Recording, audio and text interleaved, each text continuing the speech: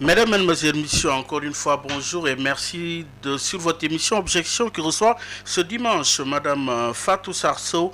Elle est la directrice de l'Institut du genre et de la famille. Madame So, bonjour et merci d'avoir bien voulu accepter notre invitation. Merci Bayoma pour cette invitation. Je voudrais d'abord saluer les auditeurs de Sud FM et vous dire tout le plaisir que j'ai d'être à nouveau avec vous. Alors, Madame Sow, attaque contre attaque, des arrestations, morts d'hommes, le Sénégal préoccupe, le monde observe le Sénégal, les réactions se démultiplient de part et d'autre, des appels à l'apaisement, des appels au calme. Finalement, avec le recul, indignation populaire, émeute, oui, que vous inspire une telle situation dans un contexte pareil? Oui, ce qui est en train de se passer dans ce pays est extrêmement grave. On est au début de ce qu'on pourrait appeler dans notre jargon des sciences sociales, une révolution est en cours. La question c'est quand est-ce qu'elle prendra fin? À partir du moment où on trouve que c'est des couches multiples de la société, mais essentiellement ceux qui se sont sentis délaissés pour compte. Tout ça, bien sûr, c'est le contexte sanitaire, parce qu'on est face à une crise extrêmement profonde. La crise sanitaire est doublée d'une crise sociale, d'une crise politique et même d'une crise sécuritaire aujourd'hui. Ce sont tous ces éléments qui font que la situation est extrêmement complexe et cela demande, à mon avis, beaucoup de maturité, de lucidité de la part de différents acteurs de part et d'autre. Parce que si, dans la finalité, le seul objectif, c'est de sauver ce pays, je crois que tous les appels à la paix, tous les appels à l'apaisement sont totalement nécessaires parce qu'il y a trop de morts d'hommes.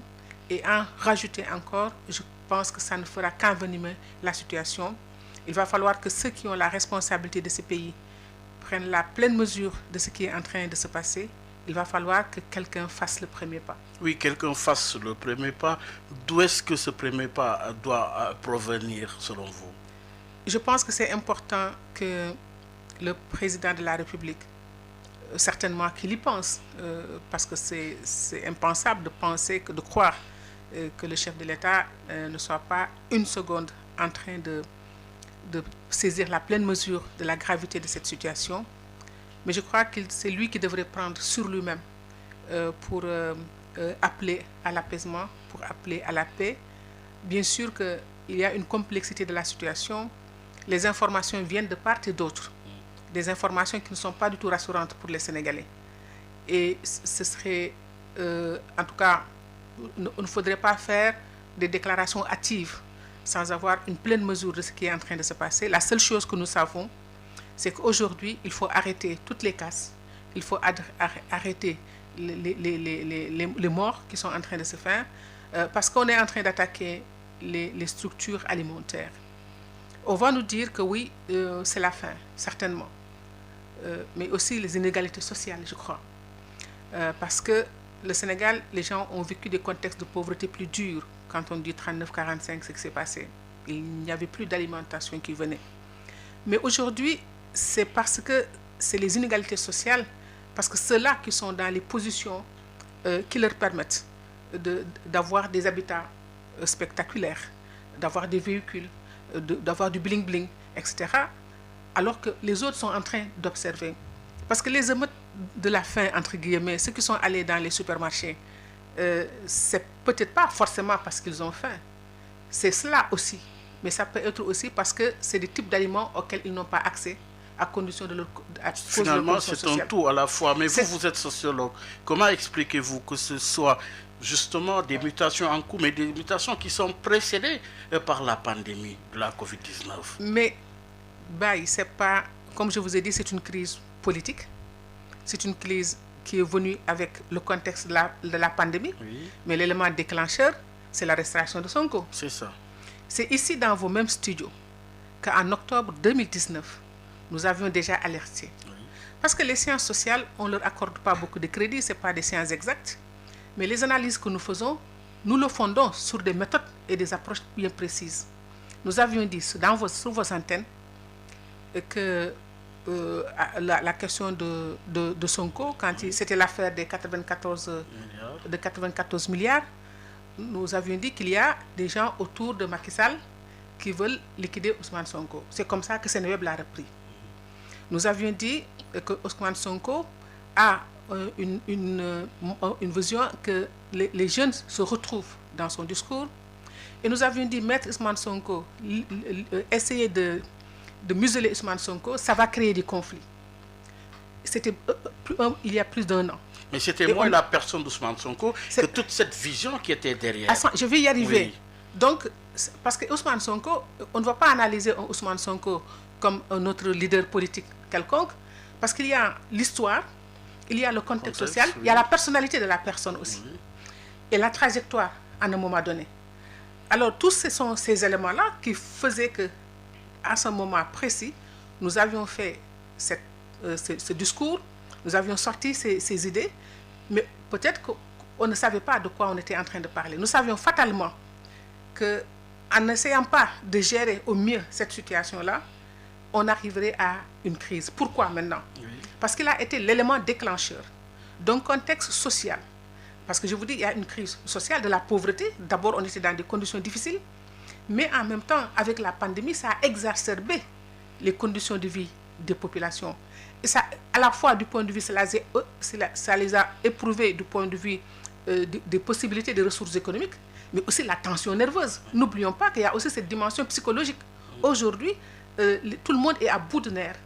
Et face à ce confinement qui a duré, cette absence de revenus, la réaction d'Ousmane Sonko devient un aiguillon pour tout cela qui, pour des raisons multiples, parce que tous ceux qui se retrouvent dans la rue n'ont pas les mêmes objectifs.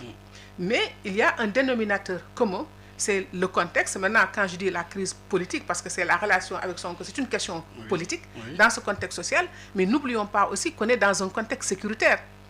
Un contexte sécuritaire, on est dans une ceinture de feu par rapport à ce qui se passe au Mali, etc.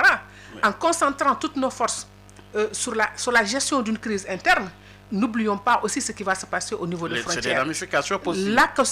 Le contexte est extrêmement grave du point de vue, en tout cas, de notre conception, de notre perception par rapport aux éléments dont nous disposons. Et je crois qu'il va falloir, de part et d'autre, à la fois le pouvoir, mais aussi les partis de l'opposition. Je crois que les partis d'opposition aujourd'hui ont une responsabilité aussi importante. Mais dans la pyramide des responsabilités, c'est le chef de l'État. Oui, c'est-à-dire, moi, je ne mâche pas mes mots. Les responsabilités, il faut les situer. De façon pyramidale. Le poste pyramidal, c'est ceux-là qui ont la responsabilité de la gouvernance de ce pays aujourd'hui, qui en sont des responsables. Je vais vous dire une chose.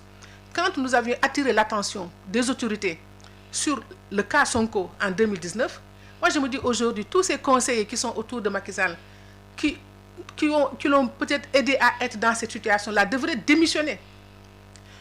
Si les gens ne sont pas capables d'avoir une lecture claire de leur société, parce que la gouvernance, c'est cela aussi, c'est avoir une lecture claire des contextes et des situations précises pour savoir prendre les mesures adéquates.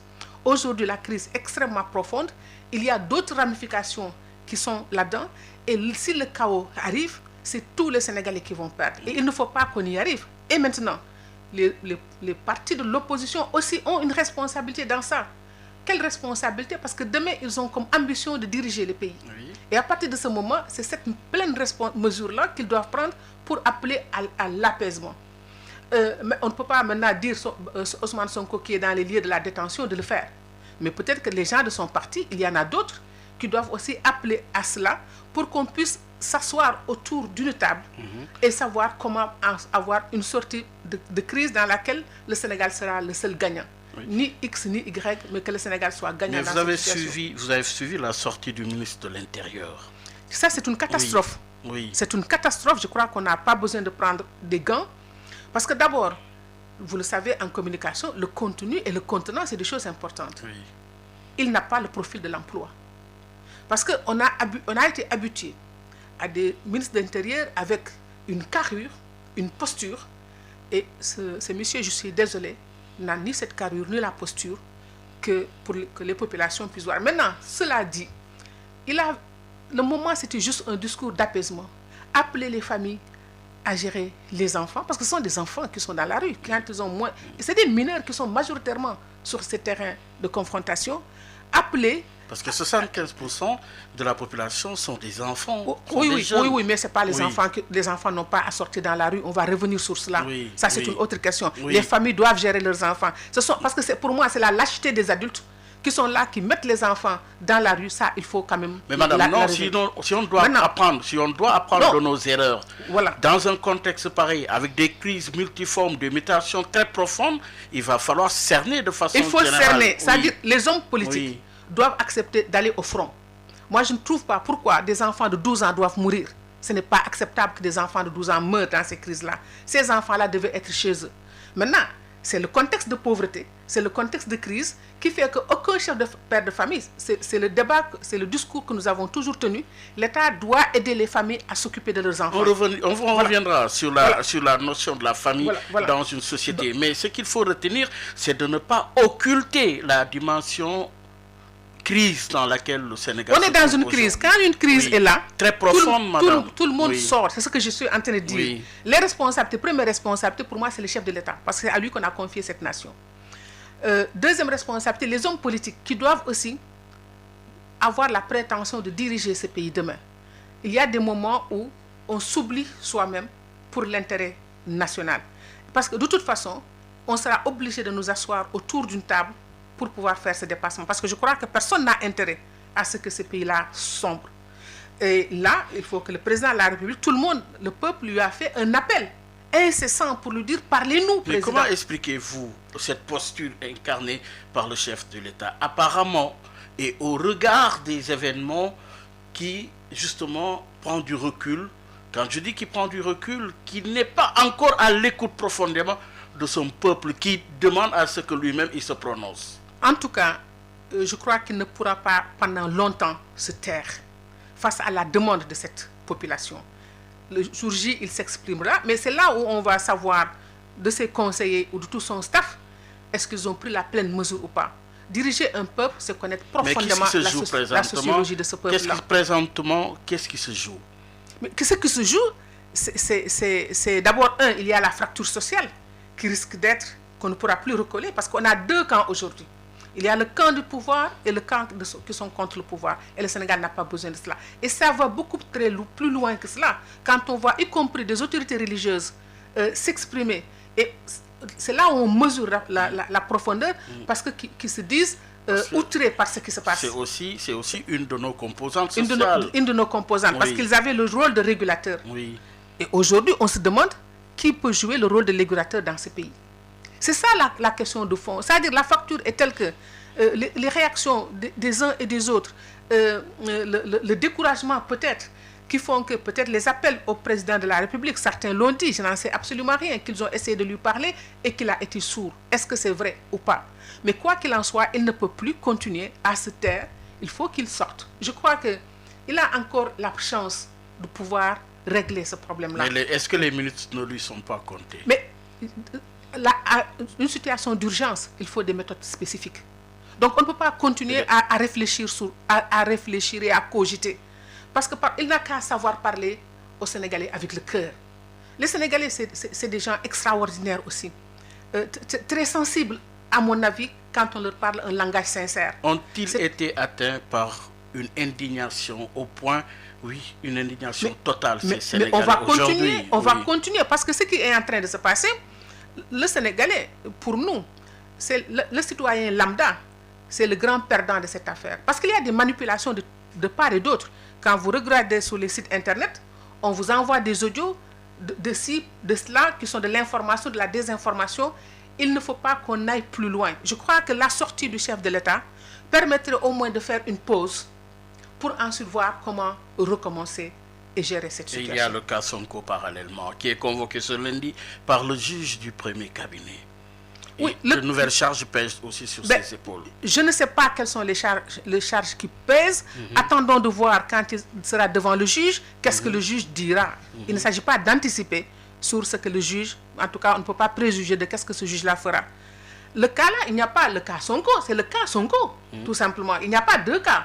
La situation aujourd'hui, ça dérive ça découle du cas Sonko. Oui. Et je dis, c'est la capacité du président à prendre de la hauteur qui nous permettra de nous en sortir, c'est-à-dire au moment où c'est seul le Sénégal qui va nous intéresser. Mais de l'autre côté aussi, l'opposition et la société civile qui dit qu'elle est avec l'opposition dans un camp doit aussi penser que c'est l'avenir du Sénégal qui est en jeu. Ce ne sont pas, à mon avis, des positions pour savoir qui va remporter la victoire. La question ici, c'est de savoir comment sauver le peuple sénégalais. Parce qu'on est en train de faire des cas. On a détruit certains magasins. On va aller beaucoup plus loin. On va aller beaucoup plus loin. Ça ne s'arrêtera pas simplement au magasin. Parce qu'aujourd'hui, ce qui se passe, ces gens-là qui étaient les exclus de la société sont sortis de leur grotte, sont sortis de leurs repères pour se dire aujourd'hui, on va s'en donner à cœur joie. Et on peut même identifier des questions de règlement de compte sur ces affaires-là. Quand on va commencer jusqu'à brûler les maisons des uns et des autres, il faut que ça s'arrête parce qu'on ne veut pas arriver à une guerre civile dans ce pays. Donc, pour moi, la gravité va au-delà de ce que nous sommes en train de percevoir dans l'émotion collective qui nous saisit, mais c'est dire quelles sont les que nous voyons. Je dis, il ne faut pas qu'on en arrive à une guerre civile dans ce pays. C'est-à-dire, quand vous attaquez quelqu'un et que l'autre contre-attaque, quand quelqu'un va prendre des milices et que l'autre recueille ses milices, cela doit s'arrêter et on doit en appeler solennellement au chef de l'État et le supplier de se lever pour parler au Sénégal. Le supplier, non. Le supplier, je dis. Le supplier, même s'il le faut. Non, madame. Si, nous sommes des femmes et ce sont nos enfants qui vont mourir. Peut-être que les hommes n'ont pas la même vision que nous de cette question-là.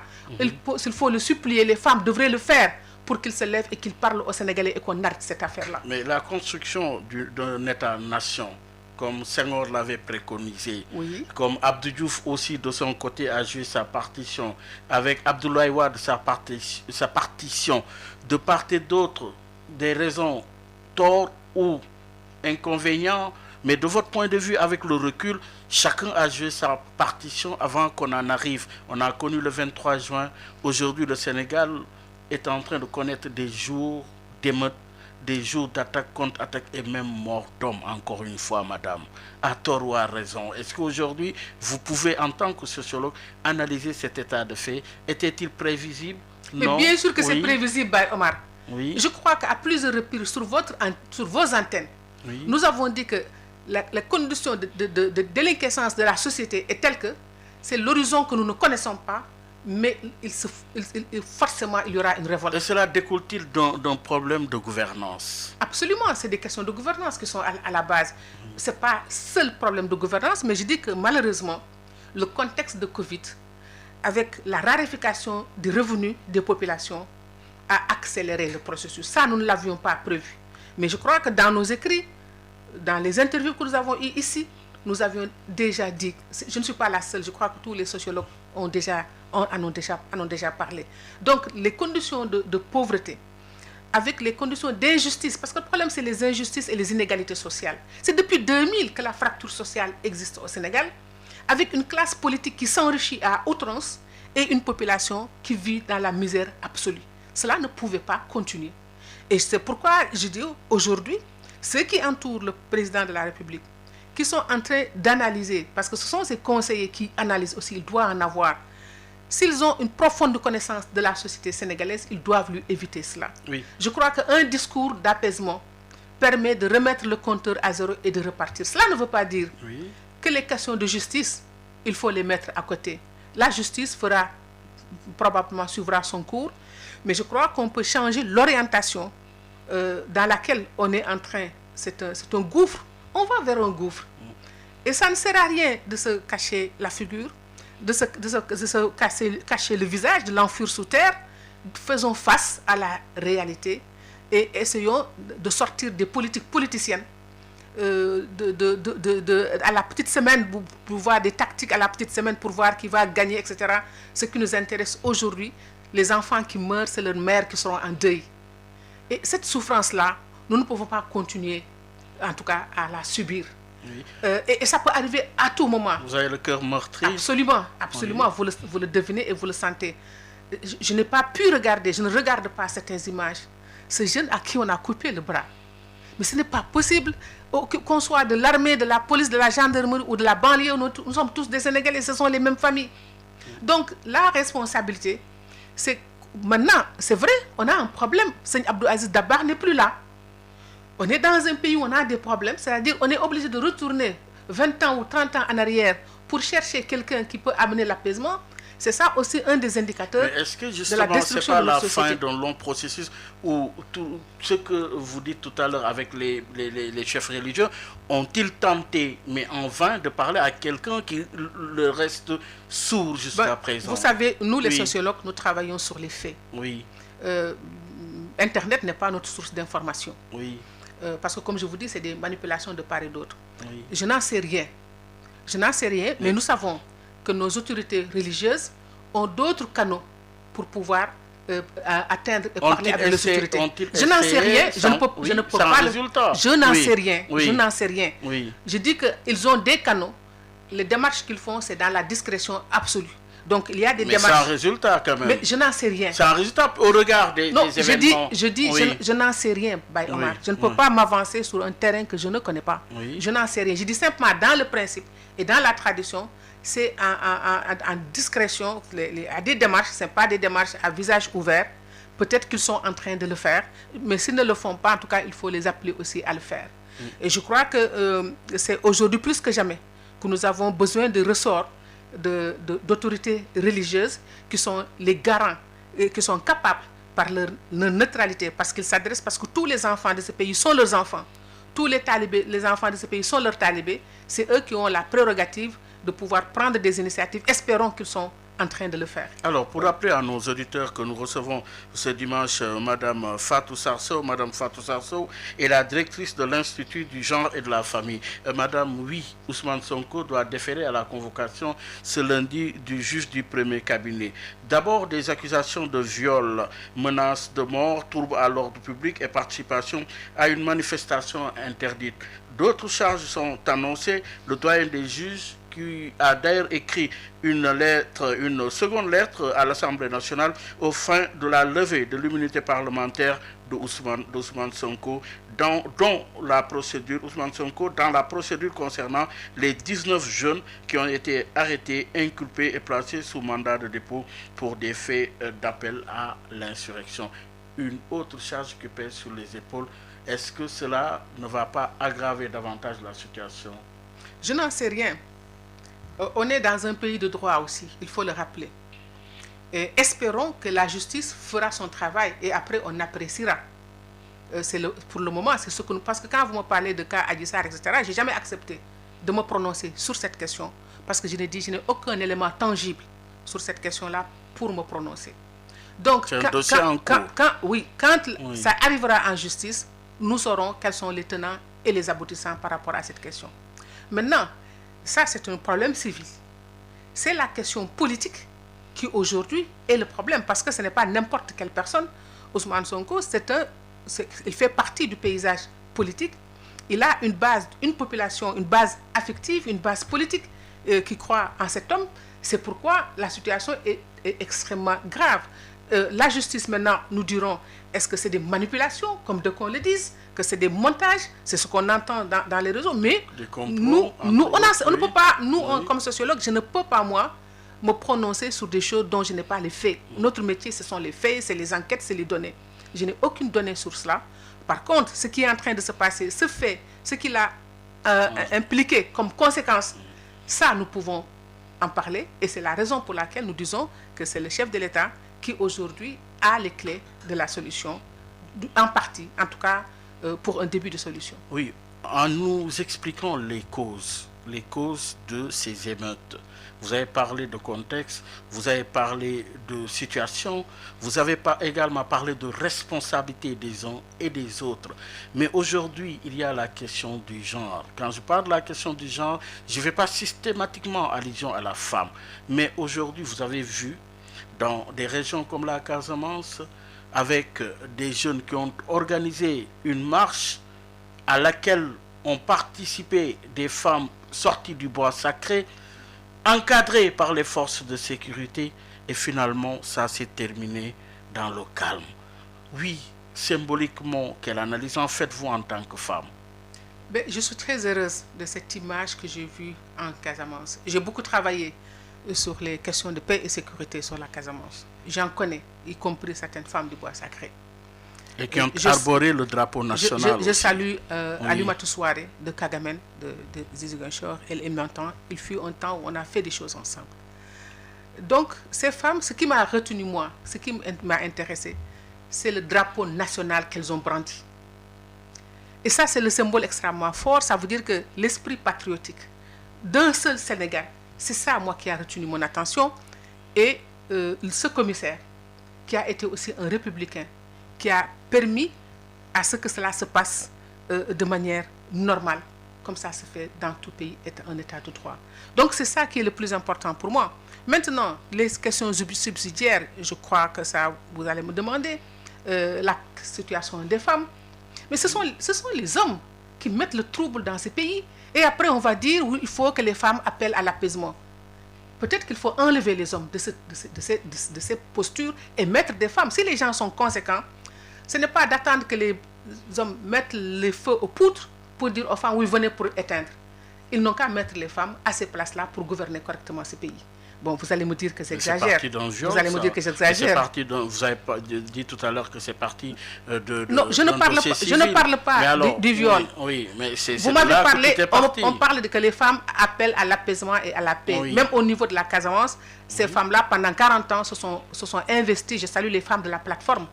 Donc, pour la paix en Casamance. Donc, les femmes, elles y font avec toute leur énergie possible pour ramener les sociétés à la situation d'équilibre, mais à chaque fois, ce sont la gouvernance. Parce que quand vous me dites, parce que là, ce n'est pas la question de Adji Sarr que vous me posez. Oui. La marche, c'est parce que des femmes devaient marcher et que peut-être les forces de l'ordre allaient créer des troubles. C'est de ça qu'on est en train de parler. Oui. Elles ont marché, pourquoi?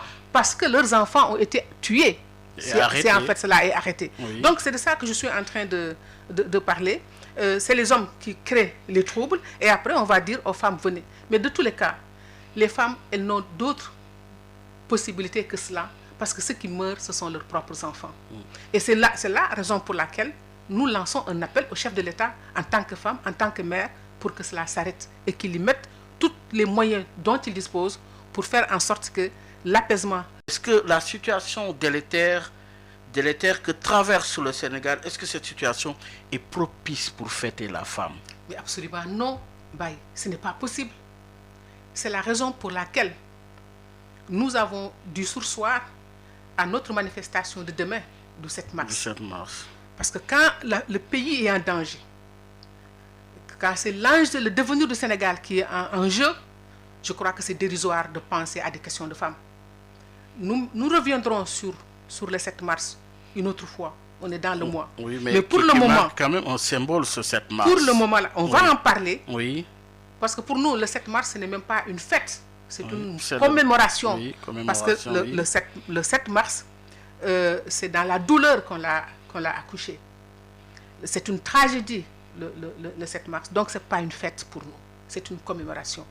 Mais corrélation pour corrélation. Une commémoration, j'ai dit. Oui. On ne fête pas, on commémore un événement qui s'est passé, mais qui a une portée par rapport à notre histoire et par rapport à notre futur. Parce que le 7 mars, c'est la raison pour laquelle l'histoire du 7 mars, et on l'analyse par rapport au 8 mars. Parce que le 8 mars 1857, des femmes, des ouvrières du textile ont été massacrées en demandant leurs droits. Elles revendiquaient leurs droits. Mais 37 ans avant, au Waalo, des femmes, après avoir perdu leurs munitions lors d'une attaque des ennemis voisins, Maure et du Fouta, ont préféré la mort pour l'honneur de la patrie. Parce qu'on est dans des symboles aujourd'hui. Le message de Fatim Yamar Khouriaï, c'est pourquoi le 7 mars passé sur le bicentenaire, nous avons au J-Post posé cette date. Quand un journaliste nous a demandé, j'ai dit si Fatim Yamar Khouriaï était vivante, c'est ce qu'elle aurait fait. Parce que le devenir de la nation est plus important que tout le reste. Et donc, le 7 mars 1820 nous enseigne le sens de l'honneur, de la dignité, du patriotisme. Et je dis que c'est le 7 mars qui nous donne notre devise, on nous tue, mais on ne nous déshonore pas.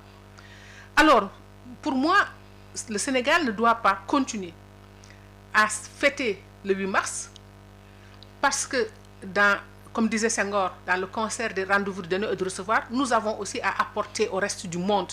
Oui. Parce que la symbolique, oui. de cette mars, Oui. c'est une mémoire, c'est un patrimoine immatériel et beaucoup plus importante que celle du 8 mars. Mais en quoi expliquez-nous? Parce que le 8 mars, c'est Oui. une revendication des droits. Oui. Le 7 mars... De revendication du statut de la femme. Des droits de la femme. Oui. Le 7 mars, le 7 mars, c'était pas des statuts. Le Waalo, le 7 mars a permis à cette femme visionnaire et politique de faire évacuer ces 2 filles qui ont fini par gouverner le Waalo. Le 7 mars nous apprend comment on conquiert le pouvoir. Donc la stratégie de revendication des droits et la stratégie de conquête du pouvoir, la stratégie de conquête du pouvoir est pour moi beaucoup plus importante et c'est ce que le 7 mars nous enseigne. Mais avec quel symbole alors? Qu'est-ce que vous appelez symbole? Quel symbole? C'est-à-dire, vous avez parlé de conquête du pouvoir. Oui. Qu'est-ce qui a été fait durant ce 7 mars-là et qui devrait être retenu comme référence aujourd'hui pour la jeune génération? Le 7 mars est un prétexte pour nous. Nous avons une pièce de théâtre qu'on fait avec la troupe Arcos. On l'a déjà joué plusieurs fois. Avant, on faisait ça avec la troupe de Sorano en 2008. C'est en 2008 que nous avons commencé cette longue bataille pour la reconnaissance du gouvernement du Sénégal du 7 mars dans son agenda républicain. C'est cela qui fait que nous refusons de fêter le 8 mars dans ce pays tant que le gouvernement n'intégrera pas dans le cas. Et nous appelons toutes les femmes conscientes aussi à le faire. Nous ne pouvons pas passer notre temps à être à la remorque des systèmes des Nations Unies qui aujourd'hui nous parlent de violence, demain nous parlent d'autonomisation, après autre chose. Et les femmes restent toujours dans la stratégie de revendication de droits alors que les femmes doivent aller dans le pouvoir. Et pour aller dans le pouvoir, nous devons aller apprendre de nos ancêtres comment elles ont fait pour pouvoir le faire. Vous savez, en 1795, oui. Quand Fatima Yamar Khouriaye, celle-là qui s'est immolée en Der, son frère qui était devenu a perdu la raison, elle l'a exilée à Dagana et elle a pris le pouvoir stratégiquement. Et elle a mis au pouvoir un Diop pour la seule fois. Donc Koulimba Diop du Kayor, mais qui est leur côté maternel, qui avait la légitimité maternelle mais pas paternelle. Et après Koulimbaba, elle a pris son propre mari, elle en a fait un braque, Amar Fatim Borso, pour le mettre au pouvoir, pour faire une alliance politique avec les Dios, parce que c'était 3 clans qui se battaient pour le pouvoir. Elle a fait une stratégie d'alliance avec l'autre clan pour avoir le contrôle du pouvoir. Et cette femme visionnaire, comme je vous dis, n'avait que 2 filles. Elle n'était pas là-bas à dire Gor Barne, Djigen Barne. Elle n'a eu que 2 filles. Elle a préparé ces filles qui ont fini par prendre le pouvoir et diriger le royaume du Waalo. Personne, toi-même tu ne sais pas qui est le roi du Waalo, le dernier braque.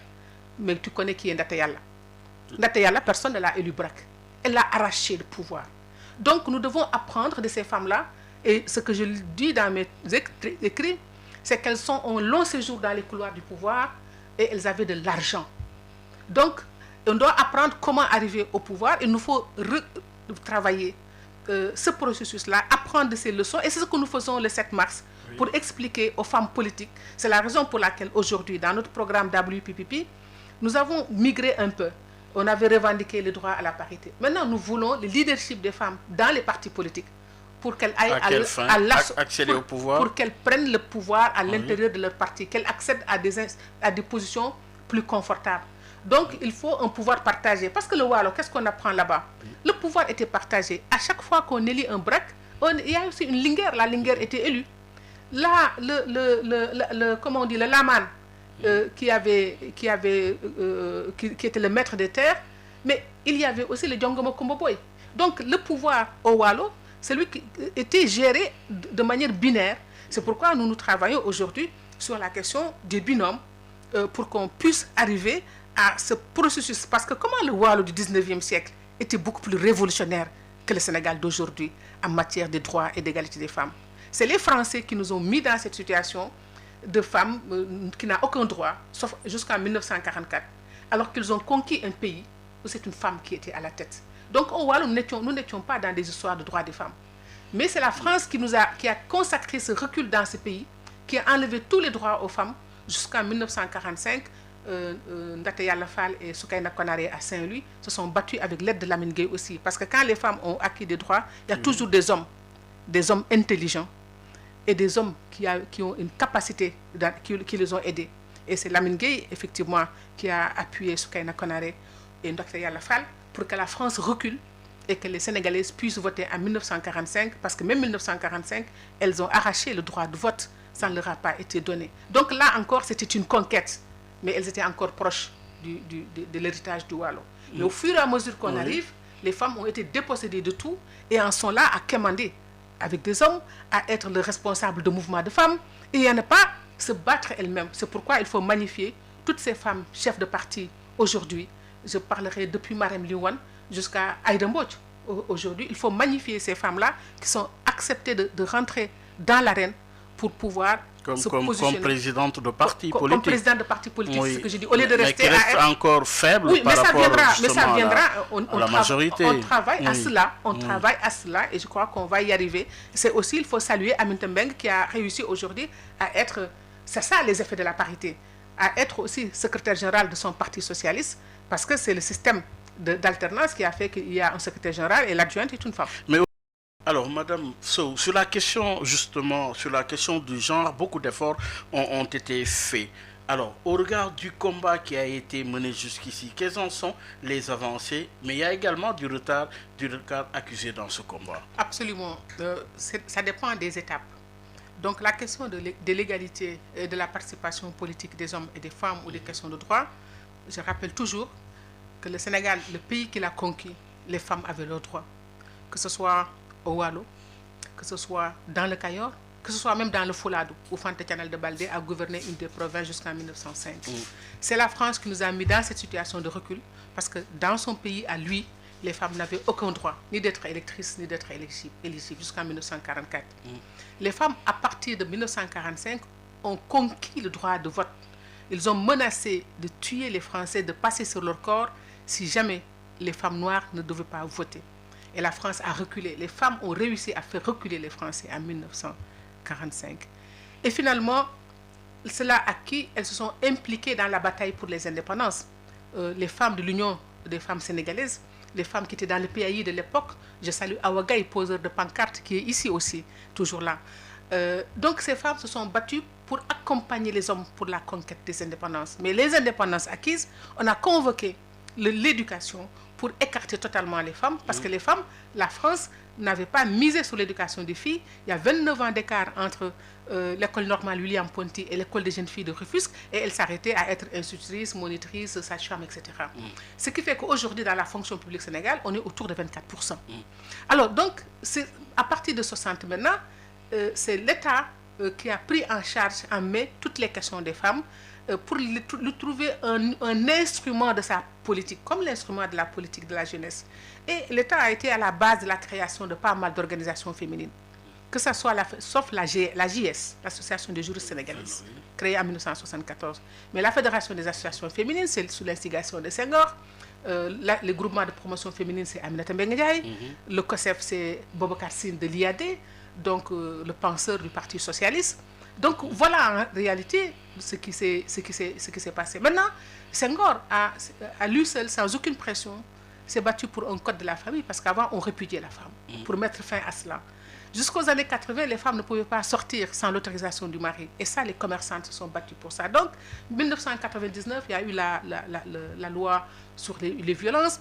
Ensuite, sous le régime de Abdoulaye Wade, de Macky Sall, on a eu des avantages sur l'équité salariale, sur la nationalité récemment. Même les femmes dans les forces de l'ordre. Bon, voilà, ça c'est avec le président Macky Sall, quand il était Premier ministre, qu'il s'est engagé sur ça, parce que c'est lors d'une conférence que je faisais pour le PNUD au sommet en 2005-2006 qu'il s'est engagé et il a respecté ses engagements pour ça.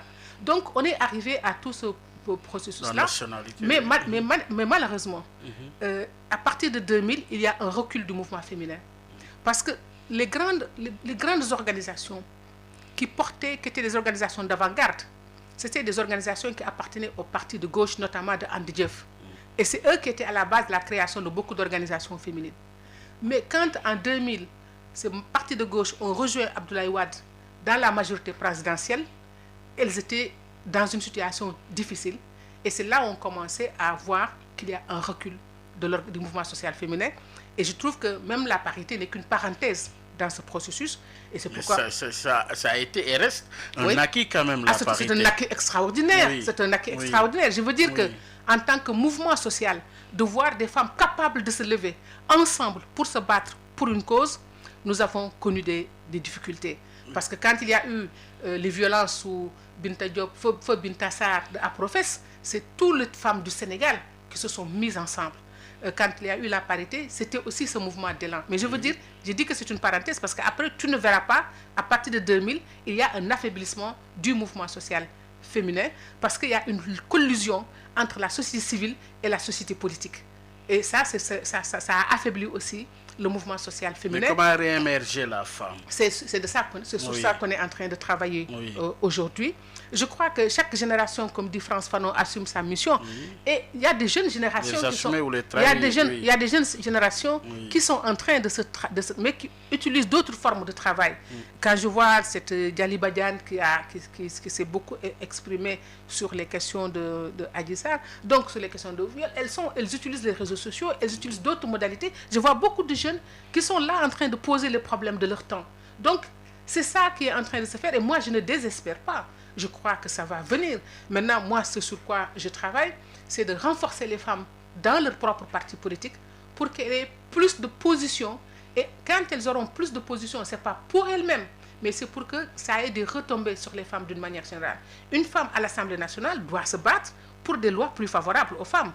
Doit se battre pour, quand on lui présente une loi, de voir en quoi ça peut avoir des inconvénients pour les femmes et barrer cette loi. Un impact positif pour la Elles femme. doivent se battre dans le contrôle de l'action gouvernementale pour que les ressources aillent là où se trouvent les questions des femmes des plus faibles et des plus démunies de la société. Mais le leadership politique, pour ce qui est de la femme aujourd'hui, oui, vous avez parlé quand même d'une certaine promotion des femmes. Vous avez parlé aussi de l'avènement de certaines femmes à la tête des partis politiques. Oui, à quoi est-ce dû justement ces contraintes-là aujourd'hui, qu'on en arrive autant que les hommes à diriger des partis politiques au Sénégal? C'est-à-dire, en tant que sociologue, est-ce que c'est un phénomène social qui justement entraîne moi, je un suis frein pas, pour la à chaque femme? fois qu'on me dit phénomène social, je renvoie au Wallo. Moi, le peuple d'où je viens, ces contraintes n'ont pas existé. Sinon, ces femmes ne seraient pas à la tête. Maintenant, qu'en est-il aujourd'hui? Maintenant, aujourd'hui, c'est le modèle français, c'est la mentalité française qui nous a causé ce recul. Mais comment lever ces obstacles? Mais c'est sur ça que nous sommes en train de travailler. Je te dis qu'on est en train d'avancer quand même. Les femmes étaient complètement exclues. Maintenant, elles avancent. On est autour de 43% dans les assemblées nationales et les assemblées locales. Donc, il y en a qui sont partis aux élections, mais il n'y a pas, mais pour moi, faut pas c'est des faits. C'est des faits. Mais je dis que l'histoire, c'est un long processus. Ce n'est pas parce qu'en 2 ou 3 ans ou en 10 ans que ça va se faire. C'est de voir d'où on est parti et de voir dans les indicateurs, est-ce que la courbe, elle monte ou elle descend. La courbe, elle est ascendante. Donc, c'est lent, mais ça évolue. Et ça, c'est une raison. Maintenant, c'est là le travail sur lequel nous pensons en tant que sociologues. Nous avons tiré des leçons des limites du processus de la parité. Et c'est ça qui nous a amené aujourd'hui à travailler sur le leadership. Est-ce que vous avez des éléments pour justement renforcer le cours de l'histoire, accélérer le cours de l'histoire? Oui, le problème, c'est pas... Il y a plusieurs facteurs. Dans notre jargon, nous parlons de variables indépendantes, dépendantes, contrôle, etc. C'est-à-dire l'élément central sur lequel nous travaillons sur les questions des femmes. Il y a des variables dépendantes qui sont le contexte, les facteurs, les hommes, etc. Il y a les variables contrôle telles que les contextes, l'histoire. Il y a des moments où peut-être on peut avoir des bons extraordinaires. Ça a été le cas avec Abdoulaye Wade. Ça a été une opportunité que les femmes ont saisie pour avoir cette avancée-là. Comme il y a des moments où l'histoire recule, ce sont ces contingences-là. Mais quoi qu'il en soit, c'est la raison pour laquelle nous ne préférons pas parler de 8 mars et d'autonomisation qu'on nous ramène tous les 3 ans, ou de violence, ou de viol, etc. Mais retourner à nos racines pour savoir comment ces femmes ont pu être au sommet dans leur espace social. Et l'exemple est là. Et l'exemple. Avec ce qui s'est passé le 7 mars, ce qui nous ramène à parler aussi, madame, de la famille comme socle social. La famille comme justement socle de base aujourd'hui, au regard de ce à quoi on a assisté. Est-ce que c'est l'éclatement de la famille ou justement, qu'est-ce qui se passe aujourd'hui pour qu'on en arrive là au Sénégal? Oui, nous, en tant que chercheurs, nous en avons pris conscience. C'est en 2012, dans le cadre du travail que nous faisions sur la parité, comme nous faisions les indicateurs pour voir où étaient les femmes à partir des données de la ANSD, Quand on a vu que 42% des enfants à l'époque ne vivaient pas à leurs deux familles, ça a été pour nous le déclic. Pour dire, il faut qu'on se penche sur cette société. Parce que comment voulez-vous demain que ces enfants-là qui n'ont pas reçu d'affection parentale, maternelle ou paternelle, comment voulez-vous qu'ils redonnent à leur tour? Ces enfants-là, où sont-ils? Ils sont dans la rue. Leurs pères ont immigré. C'est les dislocations de la famille. C'est des enfants de divorcés. C'est toutes ces...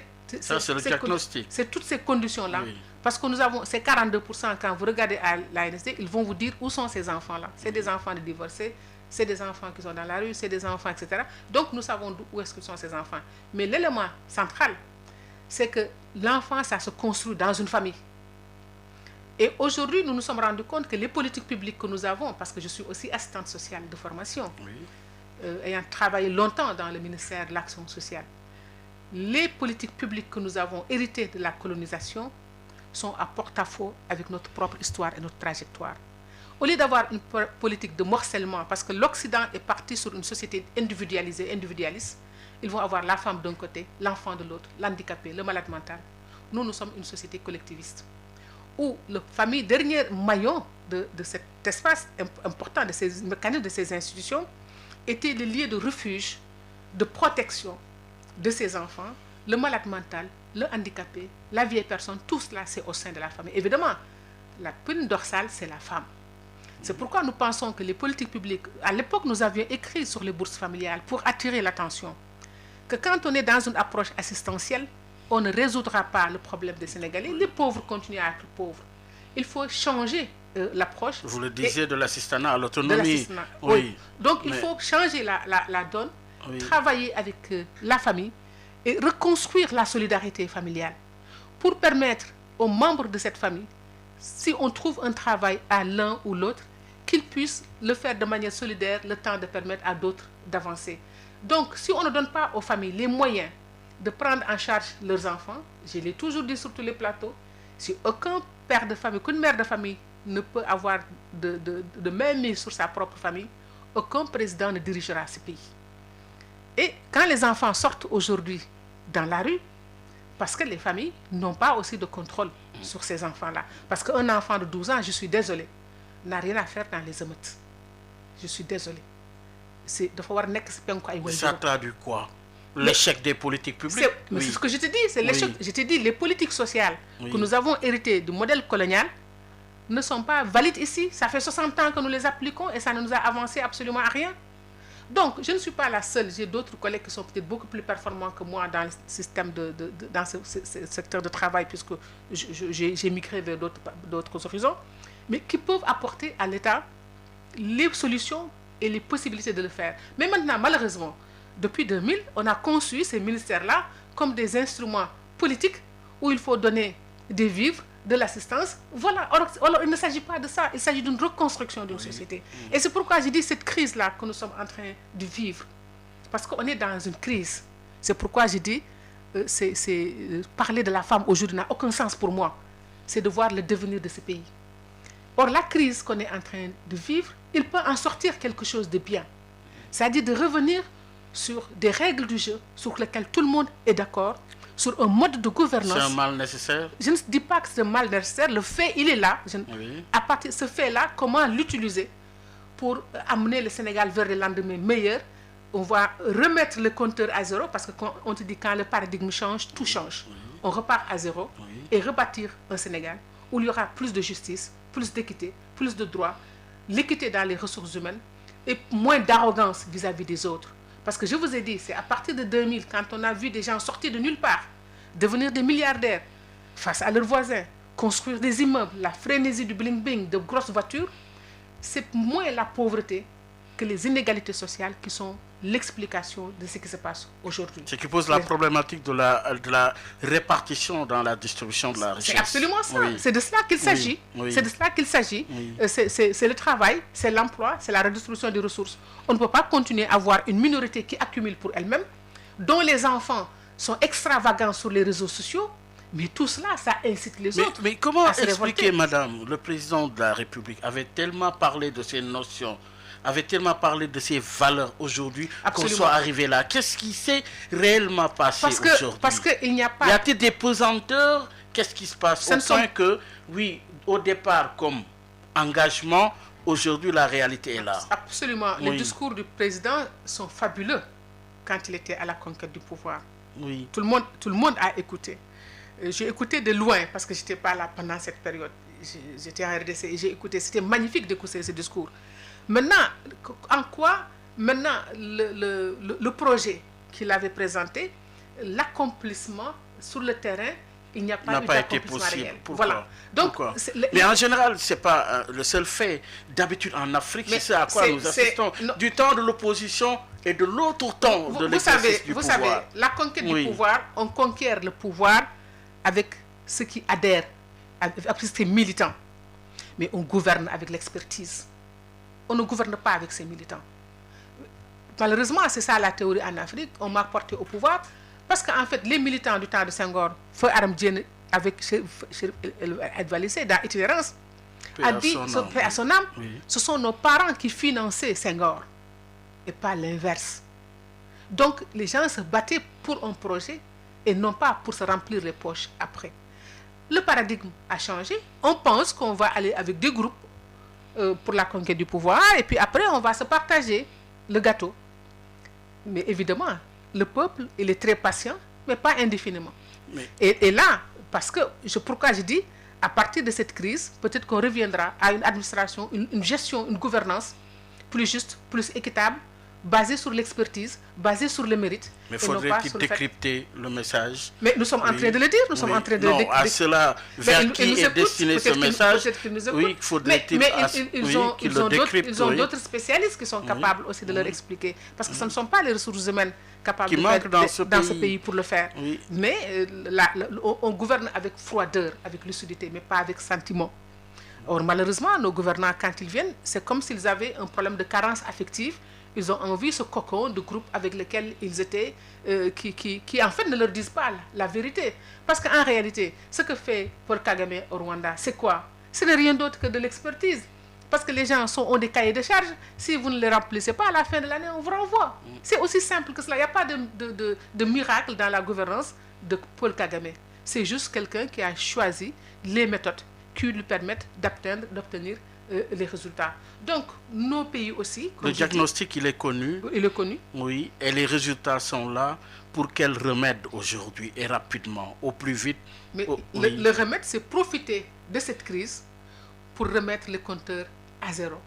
Et parce que dans le passé, quand les Abdou Diouf faisaient Horizon 2025, ils faisaient appel au Mamadou Diouf, ils faisaient appel au Souleymane Bachir, ils ont appelé à pas mal d'experts chacun dans son domaine, qui ont sorti un document qui est toujours actuel. L'expertise ne manque pas dans ce pays. Qui est toujours actuel. Donc, c'est qu'on a tourné le dos à cette modalité de gouvernance pour arriver à un autre style qui, aujourd'hui, malheureusement, montre ses limites et qui peuvent nous mener vers le chaos. Vers le chaos, c'est aussi la responsabilité des politiques, l'élite politique. Tous confondus. Oui. Parce que finalement, on ne peut pas être dans un pays où le seul objectif, c'est d'aller au pouvoir et d'éliminer celui qui est au pouvoir. Alors, quand je dis l'élite politique, peut-être que vous devriez, quelqu'un l'a dit, je l'ai entendu dans un média, vous devriez les inviter pour qu'ils nous disent qu'est-ce qu'ils veulent de ce Sénégal. En 2011, je suis revenu du Congo avec les livres de le président du Congo, Denis Sassou Nguesso. Et j'ai compris cet homme. Parce qu'au moins, il a écrit, on sait d'où il vient, pourquoi il s'est battu, les frustrations dans sa vie qui l'ont amené à être militaire. Non. Oui. Il a son projet. Parce que son histoire explique son projet. Ne parle pas de Denis avec tout ce qu'il fait, etc. Oui. Et je dis ce jour-là, je suis venu voir Amétemeng, je lui dis, il va falloir que tous vos leaders écrivent leur projet, qu'est-ce qu'ils veulent pour ce pays. Et ce n'est qu'à partir de ce moment, bon, c'est Sonko qui l'a fait. Il a écrit son livre Solution. Je crois que tous les hommes politiques qui ont des prétentions dans ce pays devraient nous dire où est-ce qu'ils veulent mener ce pays. Cela ne suffit pas. Oui. Parce que les textes, on peut vous aider à les écrire. Parce que il faut aussi qu'on retourne à notre tradition. Parce qu'on a connu aussi sous Macky Sall, Yon Yokoute. Dans notre tradition, oui, ils ont écrit. Mais ça, c'est un projet collectif. Oui. Mais c'est-à-dire l'individu lui-même. Qu'est-ce qui le motive pour qu'il aille là, la direction qu'il utilise. Parce qu'un chef, c'est aussi un chef. Parce que wolof dafay wax nit day mat njiit mbaa mu doy njiit. Parce que c'est l'individu. Avait écrit C'est l'individu. Aussi, ah oui, hein? Heureusement, parce qu'Abdoulaye Wade, même Senghor, ses projets dans les libertés. Non. Il a beaucoup écrit. Non, il a écrit. Son projet pour l'agriculture, son projet dans la femme se trouve dans les libertés. Les gens ne connaissent pas le projet politique de Senghor. On parle de Senghor avec beaucoup de légèreté. Non, mais Senghor a écrit Liberté 1, 2, oui, 3. Mais ça, ce sont ses programmes. Il faut aller les relire. Oui. Ce sont ces programmes qu'il explique là-dedans. Maintenant, à mon avis, aujourd'hui, il faut qu'on dise où est-ce qu'on doit amener ce pays. Ce n'est pas juste de critiquer celui qui est au pouvoir pour dire il n'a pas fait, il n'est pas fait. Ce n'est pas ça qu'on leur demande. Le peuple est bien capable de savoir ce que l'autre n'a pas fait. Mais vous, si vous êtes là à la place, qu'est-ce que vous allez faire? Peut-être que vous, les médias, devrez... Ces gens-là qui veulent nous ramener, ce n'est pas les programmes qu'on nous donne tous les jours confectés. Parce que dans notre culture, c'est l'individu qui est le programme. Parce qu'on a un pays d'analphabètes. Ils ne vont pas lire les documents que vous allez écrire. Mais c'est l'individu lui-même qui est un programme. C'est son parcours, c'est son itinéraire. Ce sont les valeurs dont il est porteur. C'est tous ces éléments-là qui doivent faire objet d'un débat, comme les Américains d'ailleurs. Donc, on est dans une rupture. Aujourd'hui, plus jamais, avec cette affaire de Sonko, c'est maintenant que le slogan « Le Sénégal ne sera plus jamais comme avant, rien ne se passera plus comme le passé ». C'est quelque chose de très profond qui est en train de se jouer aujourd'hui. Et espérons que nous en sortirons grandis pour revenir à ce pays-là tant admiré, qu'on nous a légué, qui malgré tout, les Sénégalais ont toujours su jusqu'où s'arrêter. J'espère que ce passé dont nous sommes porteurs, dont nous avons l'héritage, nous saurons le sauvegarder, mais il faut que les acteurs politiques jouent leur rôle, que la société civile joue son rôle, une société civile non partisane, que l'opposition fasse son boulot et que les gens du pouvoir fassent leur travail et que les régulateurs, qu'on leur donne toute la place qu'ils méritent, parce que quand nous ne saurons plus où aller, c'est vers eux que nous allons nous retourner, c'est-à-dire les autorités, les guides religieux. C'est ça, à mon avis, le message qu'il faut porter et dire un dernier mot, réitérer. D'arrêter de suspendre quand même le signal des organes de oui, presse, ça c'est pas, c'est révolu, c'est dépassé. Non, c'est tellement absurde et idiot que les gens vont aller sur Internet et les suivre. C'est-à-dire, je me demande comment Babacar Diagne a dû accepter cela. Nonobstant qu'il faut parler aux médias aussi. Parce que les médias ne doivent pas mettre le feu dans ce pays aussi. Il faut en appeler au sens de responsabilité. Mais aujourd'hui, avec l'Internet, on ne peut plus museler personne. C'est pourquoi les gens doivent s'asseoir, trouver les créneaux, y compris pourquoi les hommes religieux ne parleraient pas aussi aux hommes des médias. Ils sont tous des guides religieux. Donc je crois qu'aujourd'hui, ce qui est en train de se jouer, c'est le destin du Sénégal. Et pour moi, tout autre discours aujourd'hui n'a pas de sens, n'a pas de pertinence. Essayons de sauvegarder ce qui est encore possible, parce que c'est encore possible. Essayons de rentrer dans une nouvelle semaine où on va aller vers l'apaisement. Mais je crois que les clés sont entre les mains du président de la République. Oui, entre les mains du président de la République. Les prochaines heures, nous édifierons avec cette convocation d'Ousmane Sonko par le juge du premier cabinet. Attendons de le voir. Mais il faut aussi que les partisans d'Ousmane Sonko acceptent de laisser la justice faire son travail. C'est ça aussi. C'est-à-dire, jusqu'à ce que maintenant, si le juge fait le contraire de ce que le droit dit, à ce moment-là, les gens ont le droit de ne pas l'accepter. C'est ça aussi la question. C'est-à-dire, cette réponse est difficile, il faut beaucoup de courage pour l'aborder. La question, nous avons des institutions. Est-ce que nous voulons tout déréguler, ou est-ce que nous pensons qu'il y a des choses qu'il est possible de faire? Je crois que la négociation, c'est cela.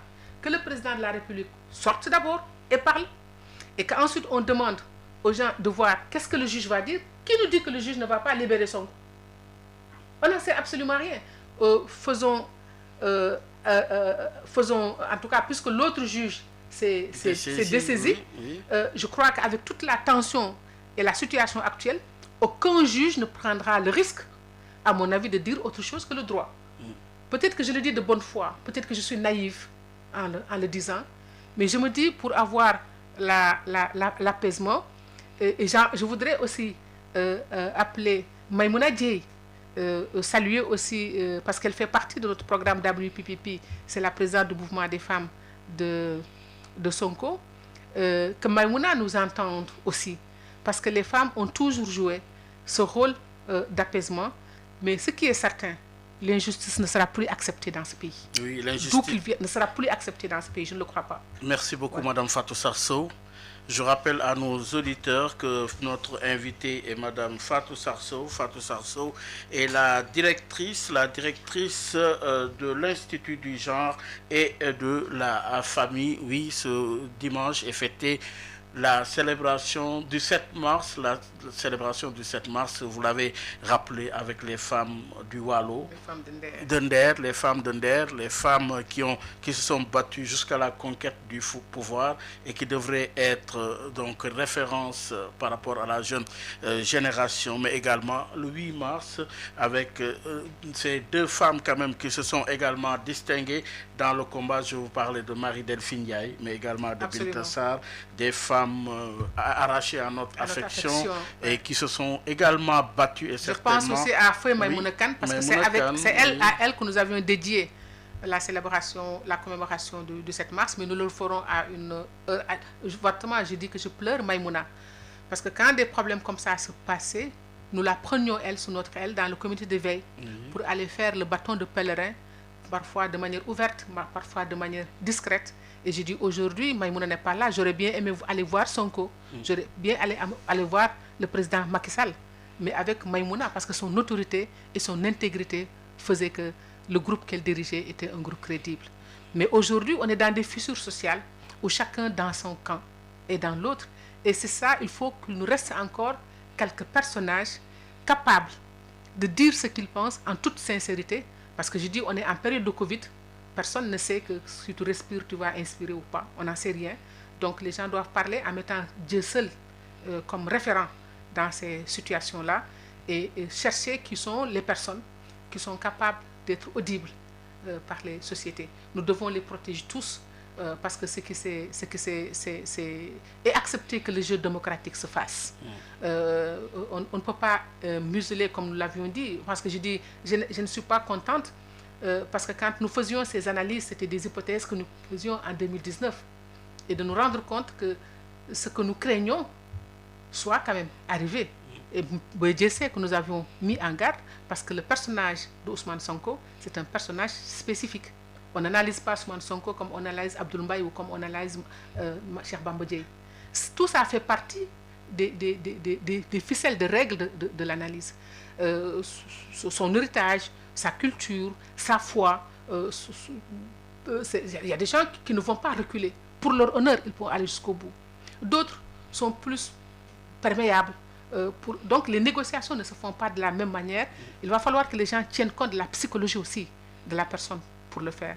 Mais quoi qu'il en soit, que ce soit Sonko, que ce soit Macky Sall, tous les deux nous doivent mettre, s'ils sont de vrais patriotes, nous doivent mettre en exergue que l'intérêt du Sénégal, au-dessous de leur propre personne. Oui, et que justement la dignité humaine soit respectée de part et d'autre. C'est fondamental. Oui, Madame Sow, merci. Je rappelle encore une fois que vous êtes la directrice de l'Institut du genre et de la famille. Ça a été un réel plaisir, encore une fois, de vous accueillir à l'émission Objection et justement terminer avec Malcolm X autour de la paix et liberté. Et que disait Malcolm X? Malcolm X disait que paix et liberté peuvent être séparés, car personne ne peut être en paix tant qu'il n'est pas libre, disait Absolument, Malcolm X. Il faut la liberté. Il faut la liberté. Je rappelle toujours l'abbé Diamacoune que je fréquentais à l'époque et qui me disait, quand je disais l'abbé, il me dit oui, je veux la paix, mais dans la justice et la dignité.